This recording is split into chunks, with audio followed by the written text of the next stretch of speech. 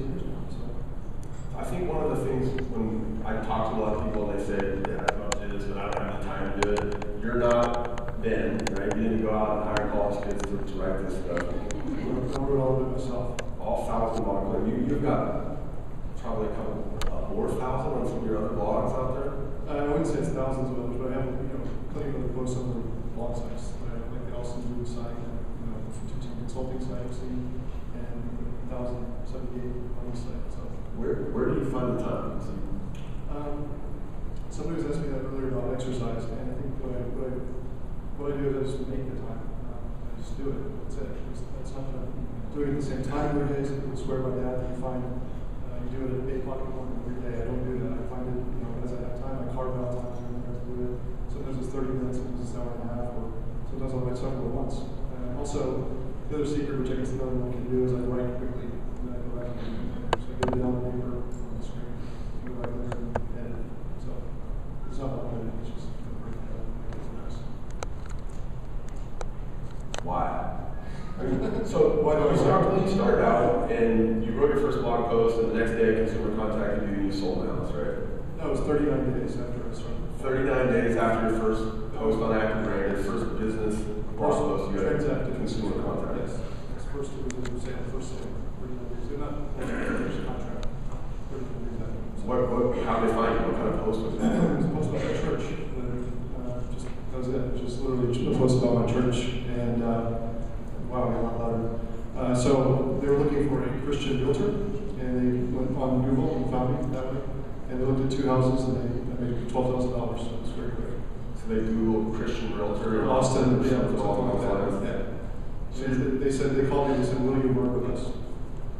So they read other posts that you'd written then? Yeah, they actually went through. They found a post about the church, and went through and looked at other ones on my family or real estate stuff that was in the area they were looking at, and they called me up and said, "We've already found a neighborhood we want, a couple of house ones." And kind of like Ben was talking about earlier, they already had houses in mind that they wanted to see, and so we looked at like literally 2 homes on the same street, and they bought them very quick. Which was motivational, obviously, to write more posts.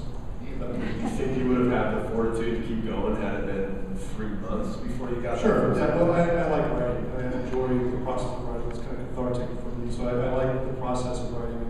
So not everyone can say that, I guess, but I like doing that.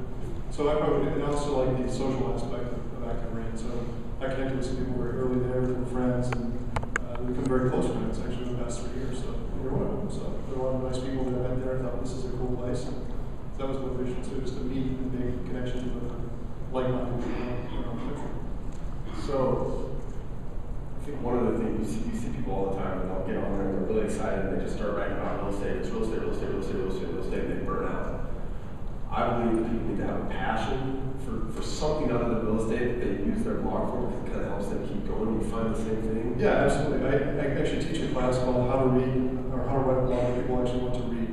And that's one of the things we talk about, is that you can't just write about your business all the time. If you write about market data or market reports or home sales, it's a way to lure Google to your site and get the Google subscribers to pay attention to your blog, but it's not a way that people would come back or subscribe to your blog or pay attention to what you're doing on an ongoing basis.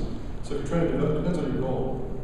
If you're trying to develop a relationship with someone before they even call you, write about other stuff. And I do. I write about, you've seen the stuff I've written about, anything. So I've written about my family or my church, like I said, music posts, anything I want to write about. I figure it's fair game. That's the other question I get a lot, which is, what should I write about? And then you should tell people whatever you're comfortable writing about. Do you feel okay about putting out there publicly? It's fair game. It's your point. Some people don't feel comfortable putting their kids out there, or some people don't feel comfortable putting their religious views out there, or their political views.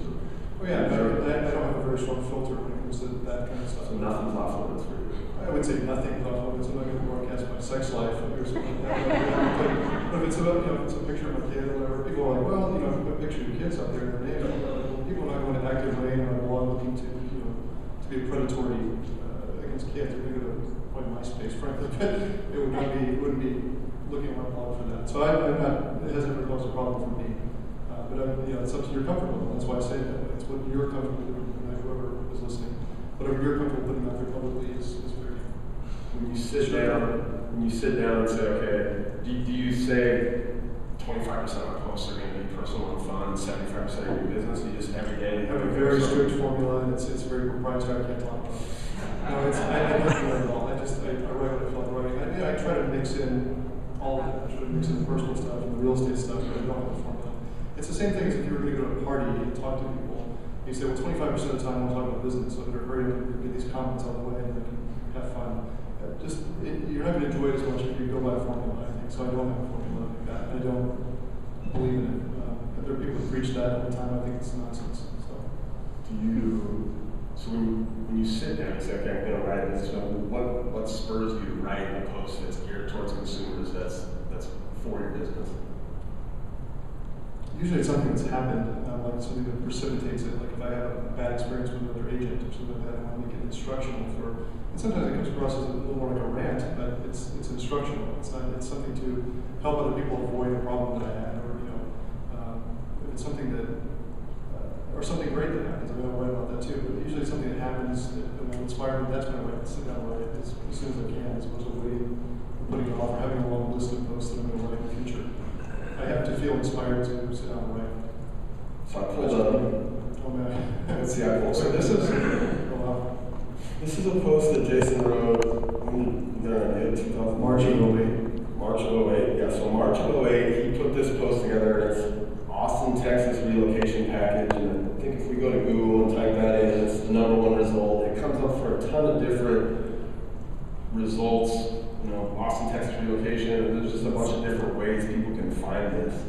This post has, if you guys can see this number, it's got 72,000 clicks on it in the last couple of years. And if you look at some of the other posts that are there, here's another one. Are you considered relocating to Austin, Texas? An open letter. That one has 4,200. A lot of those are probably clicks from the other post, right? Mm-hmm. That's the first one. What made you want to do this? First, what's in this post? Tell me a little bit about what's in this post. Oh, that's actually got links to, I think, 25 or 30 other posts I've written. So each one of those links that you see, there's another post I wrote at some other point specifically for this. A lot of them, some of them were just stuff that I already had available that I put in there. I think it was actually a contest or something like that, right? That brought this about. Everyone was asked to write a relocation post, different points, and so I spent a lot of time on it, obviously. I don't know if links are on there, but 25 points. So it's just, I try to go through and just find stuff that I thought was interesting for people who are really looking to relocate, and try to capture those people on the front end of their search as opposed to once they're in day 21 of their search. People are looking for school stuff, or golf course, or hospitals, or job information, and all that, all the stuff I can think of that I would be looking for. I tried to write a post about that, or I did write a post about that, and then I linked to it from here. And it's been overwhelming the calls I get from that post. It's a lot of people are calling me up and saying, hey, you or emailing directly from the post. I get more emails probably than calls, I should say. But yeah, I get a lot of traction from that post. 72,000 clicks, obviously, get a good number of people to contact me from that. That's a lot. Yeah, it's been good. It took a long time. It's something that, you're not going to sit and whip that out in 5 minutes. It took hours to create that. Right, but you see, anyone feel free to copy it if you want to. You're not that exact post, but that idea for the post. Again, if you just Google Austin, Texas relocation or Austin relocation package, something should be one of the top posts. And like actually, if you saw the second one there, the high property taxes, heat, and tornadoes too, I actually try to address all the negative stuff that people would think about. Well, gosh, it's got high taxes there, or well, it's hot in Texas, or whatever. That's the stuff that comes up all the time. So that would be one piece of advice. If there's either something negative that you want to address, that you want to overcome on your blog, that's really helpful, or if it's something that you just get a question about all the time, I would recommend writing a blog post about that. So a lot of people you guys are probably blogging if you're not blogging every day, you're answering emails from your clients. Do you ever have somebody ask you a question and write a blog post for a specific client and then send them that because they've asked you that question instead of just emailing? I've done it that way. I've done that later. I've just answered the question and I get around to that later, and then I use that for future people. So I use that quite a bit. In fact, this post I use pretty often if I'm sitting, so here's some stuff I wrote. And people are always like, wow, I look through that. They usually spend, I don't know how long they spend, enough time to really consume some of the information. Those are very loyal buyers too, because they spend enough time to kind of feel that they get to know me. And that's something else I guess I should say. If you're writing your post, and my big advice usually for people is be persistent at it, which is kind of addresses your earlier question, and be authentic. I don't mean transparent, like a celebrity, put anything out there, but be yourself. and then be persistent at it. Some people say consistent, they say persistent because it may take a while for you to start getting leads or business from this. But the business you get, the quality of the business you get, so is awesome. So I can't recommend it enough. So you use your post. Do you get traction from your posts with you pushing them out to people? Do you push, like, you use Facebook and Twitter, right? Are you finding that that's working for getting Facebook more than Twitter, probably. I mean, because those are people that can already know me, so it's more like a sphere, or those are known entities. Those are people that are, for the most part, not that all the people that are friends with are real friends, but most of the people that actually pay attention to what I'm doing on Facebook know me already. So I get more traction from those people than from Twitter, which is kind of just anyone. But I do broadcast it out to those places if I think it's. I don't do every post though. I don't do it automatically. I don't agree with that idea. Like, it's just broadcasting everything out there, unless you're going to be there hanging around to interact with people if they respond to you. So I haven't had that much traction from that. Probably it's more from search engines and from interacting with